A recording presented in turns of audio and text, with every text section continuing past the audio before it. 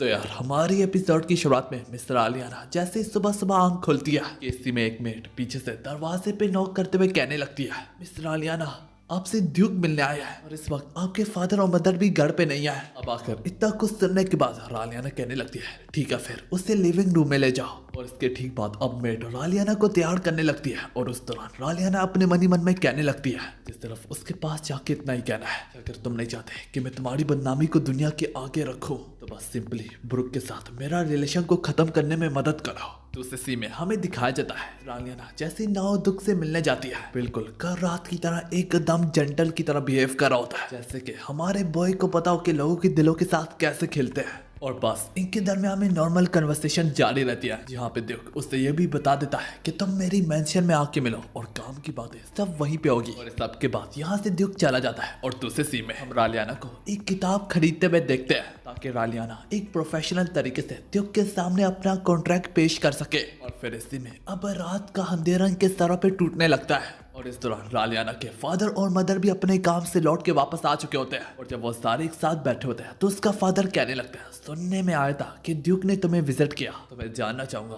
आखिर इतने बड़ा रैंक वाला बंदा यहाँ पे क्या लेने आया। तो रालियाना थोड़ा हिचकिचाते हुए कहने लगती है, ये ब्रुक के बारे में है, हम चाहते हैं नहीं मैं चाहती हूँ कि मेरा रिश्ता अब ब्रुक के साथ यहाँ पे खत्म हो जाए। उसका फादर अब थोड़ा कंफ्यूज होकर पूछने लगता है, रालियाना क्या तुम्हें ब्रुक से प्यार नहीं है? जिस पर रालियाना फौरन से इनकार कर डालती है और उन्हें ये भी बताती है कि अगर वो शुरू में इसलिए ब्रुक से शादी के लिए तैयार हो गई थी क्योंकि इसमें आपका फायदा था और आपकी फैमिली का, और अब मैं मजीद ये सब कुछ नहीं सह सकती, मैं उससे ही शादी करना चाहती हूँ जिससे मुझे प्यार हो। और ये कहते हुए रालियाना अपने मन में सोचने लगती है, जरूर ये फादर के लिए मुश्किल होगा क्योंकि उन्होंने पूरी अपनी जिंदगी बिजनेस पे लगा दी, अपनी फैमिली को संवारने के लिए और अपने बिजनेस की खातिर ब्रुक से दूरी इनके बिजनेस को सख्त नुकसान देगी। पर इस सब नुकसान के बावजूद भी उसके फादर मदर फोन से कहने लगते हैं, कोई बात नहीं, वैसे भी आज तक बिना किसी सवाल के तुमने हमारे हर हुक्म के आगे अपना सर झुका दिया, हमें काफी खुशी है आज पहली बार तुमने अपने बारे में बताया।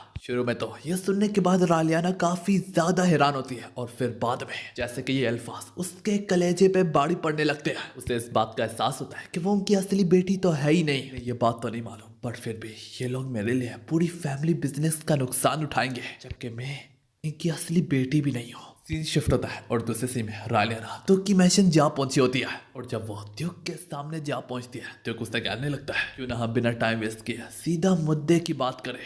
जिस समय रालियाना का ध्यान उस चेस बोर्ड पे पड़ती है और यहीं पे पूरी किंगडम की पजल टेक प्लेस लेती है। अब इसका क्या मतलब, वो तुम लोग जल्द जान जाओगे। खैर यार ड्यूक उससे बोलने लगता है, तुमने रॉयल सील की बात की। तो रालियाना भी आगे से कहने लगती है, हाँ रॉयल सील जो कि अभी तक नहीं मिली और तुम्हें ये बात सबसे बेहतर मालूम है कि सारे के सारे लोगों में से मैंने तुमसे ये बात क्यों की, क्योंकि इस वक्त रॉयल सील तुम्हारे कब्जे में है। कहते हुए रालियाना अंदर ही अंदर से फिर से सोचने लगती है, क्योंकि ये एक रोल प्ले करता है जहाँ पे ये ओल्ड नोबल्स की मदद करता है कि वो मजीद से मजीद पावर गेन करते जाए और जो आने वाले न्यू नोबल्स हैं उन पे बारी पड़ते चले जाए। पर असल में ये सब कुछ ये दिखावे के लिए करता है, इसी वजह से तो कोई सोच भी नहीं सकता कि इसी के पास रॉयल सील होगी, जबकि रॉयल सील पुराने नोबल्स का एक ही वाहिद सहारा है जिससे वो सारे न्यू नोबल्स पे बारी पड़ सकते हैं। जबकि ड्यूक ये शो करता है कि वो ओल्ड नोबल्स के लिए बहुत कुछ करता है और इसी तरह रॉयल सील ओल्ड नोबल्स का एक आखिरी सहारा है। तो यही वजह से कोई सोच भी नहीं सकता कि रॉयल सील अब इसके कब्जे में है। वैसे तो ये सारी जानकारी इस नॉवल की हीरोइन के पास होती है, पर मैंने जबकि अपने वर्ल्ड में इस किताब को पढ़ा है इसी वजह से इस किताब में लिखे गए नॉवल की मुझे हर एक इंफॉर्मेशन के बारे में पता है। पर इन सारी बातों से ड्यूक जरा भी इम्प्रेस ना होता और वह कहता, जबकि मैंने तुमसे काफी उम्मीदें लगा बैठा था, हाउ डिसअपॉइंटिंग, तुम जा सकती हो। जो सुन के रालियाना सोचने लगती है, इतना कुछ कहने के बावजूद भी ये जरा भी इम्प्रेस नहीं हुआ, ठीक है फिर। ये कहते हुए रालियाना धीरे कदमों से जाने लगती है और उसे लग रहा होता है ये सब कुछ ड्यूक टेस्ट करने के लिए शायद कर रहा हूँ, मैं यहाँ पे अपने कॉन्फिडेंस को नहीं गिरा सकती, स्पेशली इसके सामने। और से तो बर्ताव कर रही होती है कि उससे जरा भी फर्क नहीं पड़ता। और यहाँ तक जाते जाते दरवाजा खोलते हुए भी वो अंदर से काफी ज्यादा परेशान होती है, क्या वो करे तो करे भी क्या। वो अपना दिमाग लड़ा रही होती है कि तभी उसे उस चेस पीस के बारे में याद आने लगता है, हाँ, सारे पीसेस अपनी जगह पे मौजूद है, इसका मतलब कोई भी चेस पीस गेम के अंदर मौजूद नहीं है सिवाय किंग के पीस से जो कि चेस बोर्ड पे रख दिया गया है। और ये सब कुछ बिल्कुल हमारी किंगडम ऑफ कैम्बस की हालत है।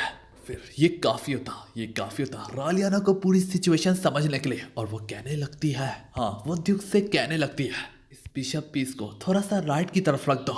ऐसा करने से पूरी गेल फैमिली आपके कब्जे में आ जाएगी, क्योंकि जो अगला बंदा गेल फैमिली पे हुकूमत करेगा वो उनका बड़ा बेटा वेल्डर नहीं, बल्कि वो उनका दूसरा बेटा हेलिसन होगा। और वो इसलिए होगा क्योंकि हेलिसन उस आर्मी को सपोर्ट कर रहा है जो कि सिटीजन की ख्वाहिश को सामने रख के बनाई गई है। वही आर्मी जो कि किंगडम की आर्मी पे भी भारी पड़ सकती है, जिस वजह से लोग उससे चाह के भी नहीं जुटला सकते, क्योंकि इस वक्त वो काफी ज्यादा पावर में है। इस पर ड्यूक भी कहने लगता है, पर फिर भी हम इतने यकीन से नहीं कह सकते।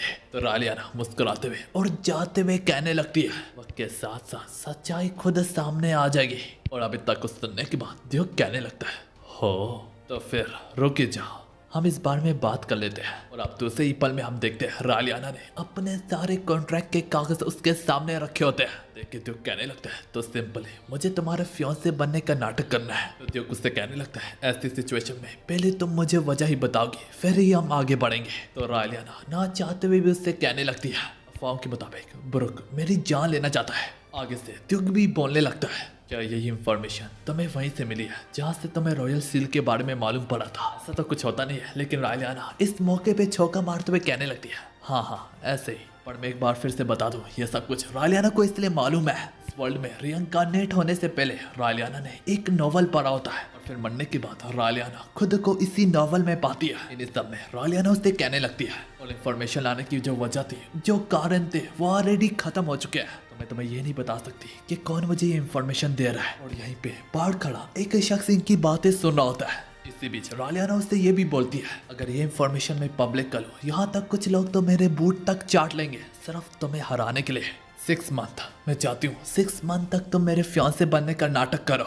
जो इन पेपर्स वगैरह पे साइन करते हुए ये भी कहने लगता है, हो यह सब तो ठीक है, पर मैं भी चाहूंगा कि अंत तक तुम जरूर मेरी फियांसे बनने का नाटक करो, पर इसका हक भी तुम अदा करोगी।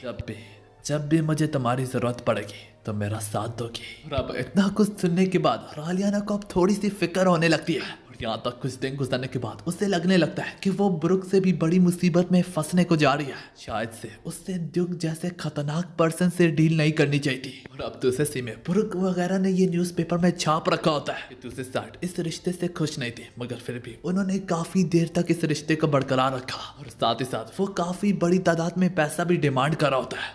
पर फिर भी मुझे जो सबसे ज्यादा चिंता है वो इसकी है, एडम टेलर की। मेरे सर पे ड्यूक ने सवार किया है, वो भी मेरी ही प्रोटेक्शन के लिए। जहाँ तक मैंने नॉवल में इसके बारे में पढ़ा था, इसे बचपन से ही बैटलफील्ड में छोड़ दिया गया था, एक सोल्जर की तरह। बैटल में ये काफी दमदार था, और जब पूरे तरीके से ये लड़ाई वगैरह खत्म हो गई, इसके बाद से नोबस ने इसका इस्तेमाल भी रोक दिया। और इस बेचारे के पास फिर कहीं पे जाने की जगह नहीं बची थी। और बाद में ड्यूक की फैमिली, विकनाइट फैमिली ने इसे हायर किया, और इसके बाद से आदम ने अपनी पूरी लॉयल्टी इनके नाम कर डाली। और मुझे तो ये लगता है कि अगर मैं ड्यूक के जरा से भी खिलाफ जाने की कोशिश की तो ये शख्स मेरी गर्दन को अलहदा कर डालेगा। तभी रालियाना उससे कहने लगती है, ओए आदम, जब मैं ड्यूक की मैंशन में लौट के चली जाऊंगी, क्या तब भी तुम मेरे नाइट बनना पसंद करोगे? पर आदम यहाँ पे जर्रा भी कुछ ना कहता, और फिर थोड़ी देर बाद अपना मुंह हिलाते हुए हाँ कहता है। इधर ही अब रालियाना को याद आने लगता है कि ड्यूक ने उससे कहा होता है कि 3 दिन बाद तुम मेरी मेंशन में रहोगी, कि तुम्हें कैंडिडेट के तौर पे यहाँ पे लाया जाएगा, जो कि मुझसे फ्यूचर में शादी करेगी। और अब प्रेजेंट में थोड़ी देर में रालियाना के पास उसकी एक मेड आके उसे चॉकलेट देती है, और वो कहती है, मैंने बना ली जैसे कि आपने मुझे कहा था। और इसी बीच में सीन शिफ्ट होता है, जहाँ पे गार्डन में रालियाना उस आदम से काफी ज्यादा सवालात करती है, पर आदम एक बात का जवाब तक ना देता, बस चुपचाप खड़ा खामोश बस उसके पीछे आता चला जाता। अलबत्ता इन इस समय रालियाना की छोटी बहन रोज आके उससे कहने लगती है कि मैं दुआ करी थी कि आप और ड्यूक आपस में खुश रहे, और ये कहते हुए अपनी विश को उस बैलून के साथ लटका के हवा में छोड़ देती है। वो बैलून ऊपर जाते जाते एक शाख में जा फंसता है, जो देख के रालियाना की आंखों में आंसू बढ़ाते हैं, और उसे लगने लगता है कि अब उसकी ख्वाहिश आसमान पे खुदा तक नहीं पहुंच पाएगी। यूं ही थोड़ी देर में आदम अपनी नाइफ से उस शाख को काट डालता, और वो बैलून वापस हवा की बुलंदियों में जाने लगता है। जो सब देख के रालियाना की छोटी बहन रोज उससे जाके वही चॉकलेट देती है, जो कि रालियाना ने उससे खाने के लिए दी होती है। और अब यहाँ पे रालियाना नोटिस करती है कि वाह, ये अब रिएक्ट कर रहा है, जबकि आदम जर्रा भी रिएक्ट नहीं करता। यूं ही रालियाना उसके चेहरे पे बिल्कुल एक बच्चे की तरह मासूमियत और क्यूटनेस पाती है। तभी रालियाना उसे अपने सारी की सारी चॉकलेट देते हुए अपने दिल ही दिल में कहने लगती है, बचपन से लेके अभी तक बैटल फील्ड में रहने की वजह से इस बेचारे को जरा भी वक्त नहीं मिला कि ये भी बच्चों की तरह खेल सके, खा सके, वगैरह वगैरह। और वो सोचने लगती है मैं अपनी मेट से कहूंगी कि और भी ऐसी चॉकलेट्स बनाए। तो उसी में देखते देखते वो वक्त आ जाता है जिसमें रालियाना अब ड्यूक की मैंशन जा पहुंचती है। और इसी के साथ हमारी एपिसोड यहाँ पे खत्म होती है।